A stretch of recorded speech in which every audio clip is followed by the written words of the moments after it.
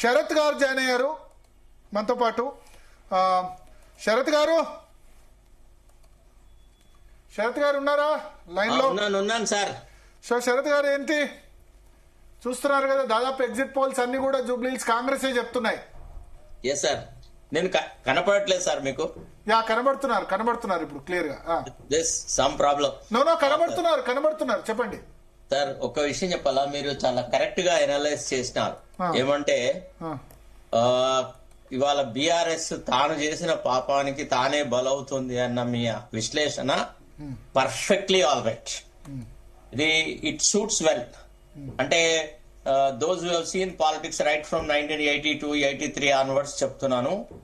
కాంగ్రెస్ ఈనాడు రాష్ట్రంలో ఒక రాజకీయ పార్టీ కన్నా ఎక్కువగా ఒక బానిస పార్టీ లాగా తయారైంది. రేపు భవిష్యత్ రాజకీయాలన్నీ మజ్లిస్ మాత్రమే డిసైడ్ చేస్తాయి. కాంగ్రెస్ అనేది ఒక డమ్మీ పాత్ర పోషించడానికని ఉపయోగపడుతుంది అనే సంగతి తెలిసిపోయింది. మళ్ళా ఒక మహా ఉద్యమం ఎట్లయితే ఎన్టీ రామారావు తీసుకువచ్చినటువంటి ఒక ఇది తీసుకువస్తే తప్ప కాంగ్రెస్ అండ్ మజ్లిస్ యొక్క డెడ్లీ కాంబినేషన్ ని బ్రేక్ చేయడం కష్టం. అంటే ఇప్పుడు వాళ్ళకి అర్థమై ఉండాలి బీఆర్ఎస్ వాళ్ళకి. BRS has failed actually. ఈ ఎన్నికలలో అట్టర్ ఫ్లాప్ అంటే బీఆర్ఎస్ ఒకటి క్యాడర్ ను కోల్పోయింది.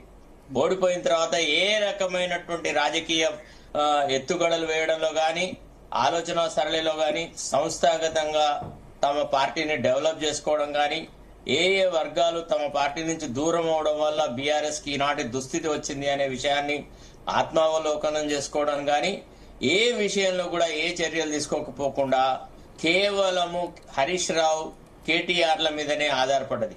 వాళ్ళకి మాట గాంభీర్యం ఉండొచ్చు కాక గానీ క్షేత్రస్థాయిలో వాళ్ళ నాయకత్వం శూన్యము. వాళ్ళు ఏం చెయ్యలేరు, వాళ్ళ వల్ల కాదు.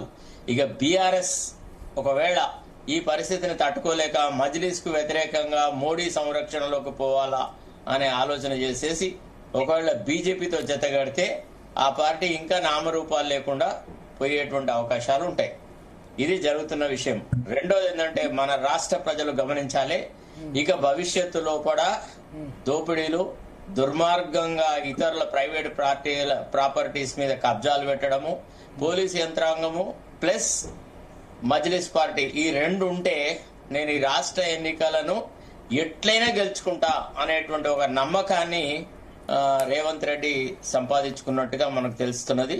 ఇది చాలా చాలా డేంజరస్ పరిణామం. అయితే నేను ఇప్పుడే కాంగ్రెస్ ఓడిపోయిందనో లేకపోతే బీఆర్ఎస్ గెలిచిందనో లేకపోతే బీఆర్ఎస్ ఓడిపోయిందనో కాంగ్రెస్ గెలిచిందనే చెప్పే స్థాయి నేను అంత లేదు.